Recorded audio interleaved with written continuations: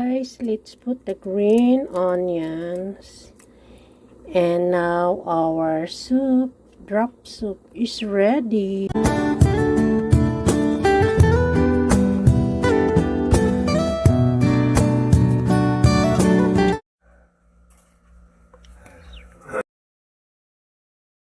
Hi guys, welcome to my channel. Today I want to share with you my recipe for today. So let's start it.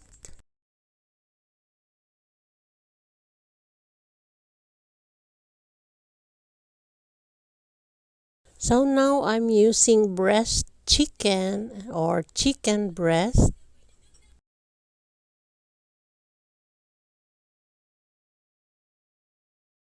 And I will add some soy sauce, 2 tablespoons soy sauce, and just marinate it for about 10 minutes. Meron akong ditong 1 piece of garlic. Ay, ginger, sorry. Yan, anahan ko muna yung, huwag mong tanggali, yung parang ano lang, kayo rin yung part ng ano, medyo hindi maganda, ganon. Parang kayo rin din, yung balat, para maano siya. Aray. Then, basan lang natin. After that, ismash lang natin guys. Oo, hindi kaya. Yan. Yan. Hindi kaya. Wait lang. So, ayan guys, ismash lang natin.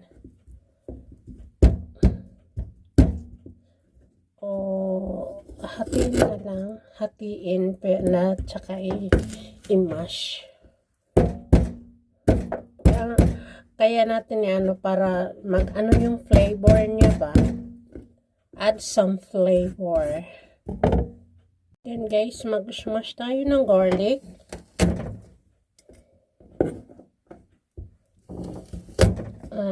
Trip.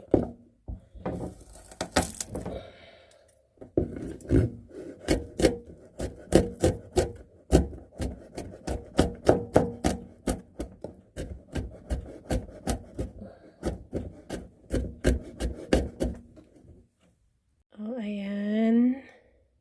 Ngayon, painitan na natin ang ating kaserola na lang. Kasi painitan natin. Tapos lagyan natin siya ng cooking oil. Any cooking oil will do.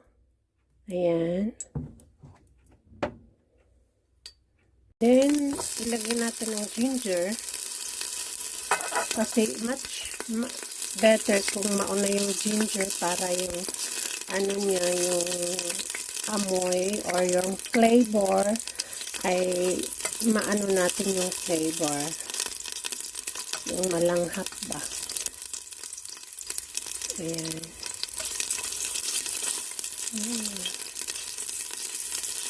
Maganda rin, maganda.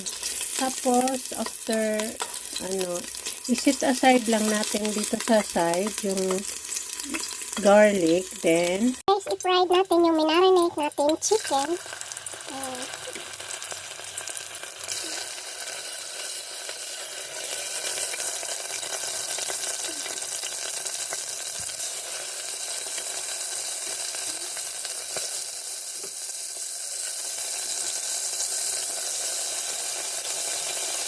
Para may flavor.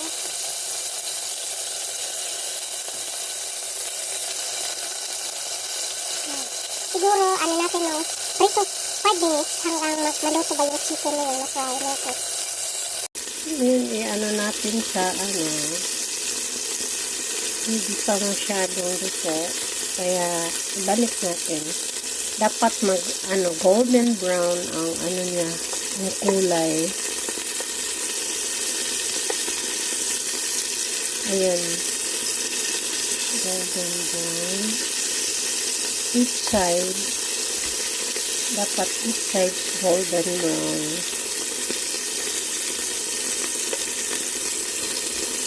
Paborito ko to guys.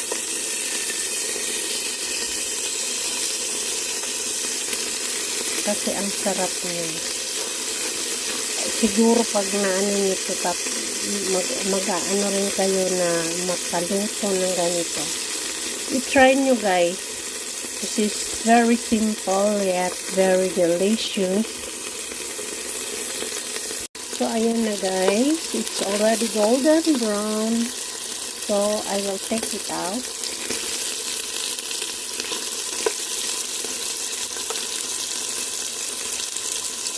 So guys, dito rin natin i-fry ang ating garlic sa ating pinagprituhan ng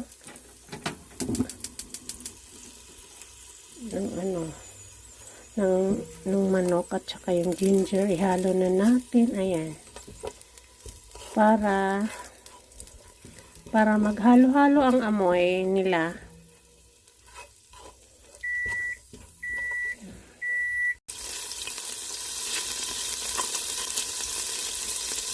Until golden brown na yung garlic niya. Nilagyan ko siya guys ng 3 cups of water. Let it boil. At anuhin natin, di ba yung mga dumikit na mga part. Anuhin natin. Then let it boil. Ngayon guys, ilagay natin ang 1 can of corn sa ating soup.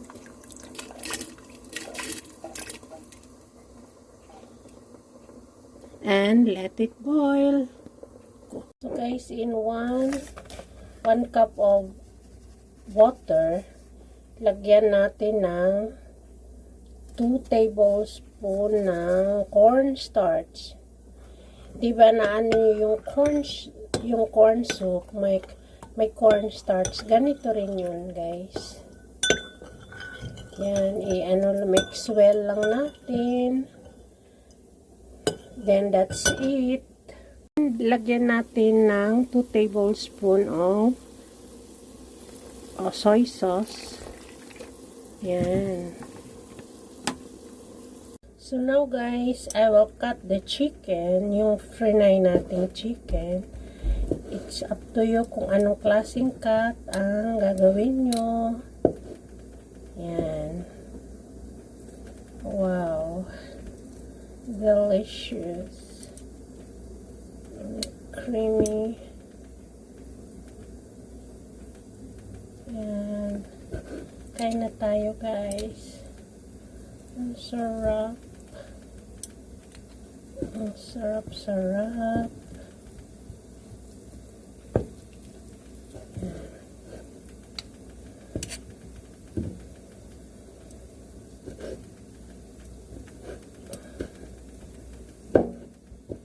I-try nyo to guys. Masarap talaga siya. So, iset aside natin after makat siya at nagbo-boil yung corn natin doon sa caldera.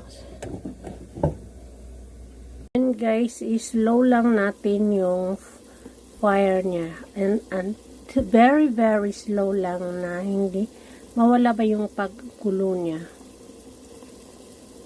Hindi pa siyang kulo, pero slow fire na siya. Ilagay na natin ang cornstarch mixture. Ayan.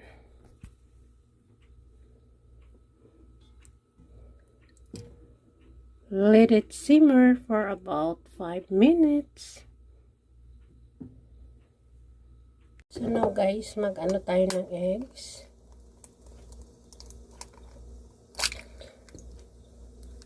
Two eggs beat together. Beat lang natin.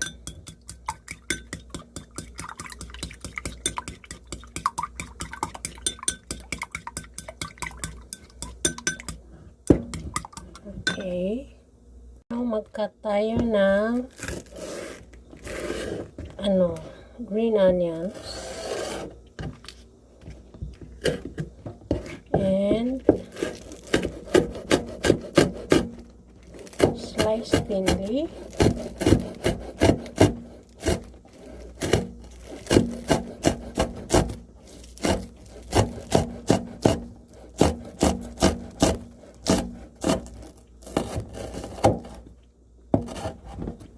Yan. It's all done. Now guys, let's put the eggs, scrambled eggs. I-separate lang natin guys. Yung slowly lang yung pag ano. Ayan.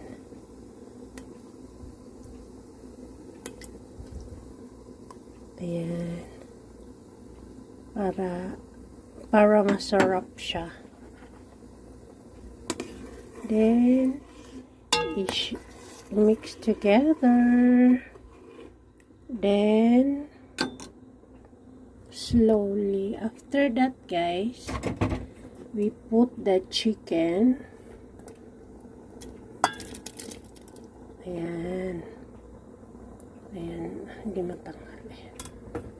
Ayan. Nilagay na natin yung chicken. Then, stir lang siya. Wow, sarap, diba? Guys, let's put the green onions. And now, our soup, drop soup, is ready to eat. Ayan. Here, let's eat.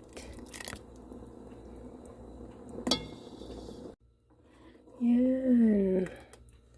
Ang sarap. Thank you for watching. See you in my next vlog.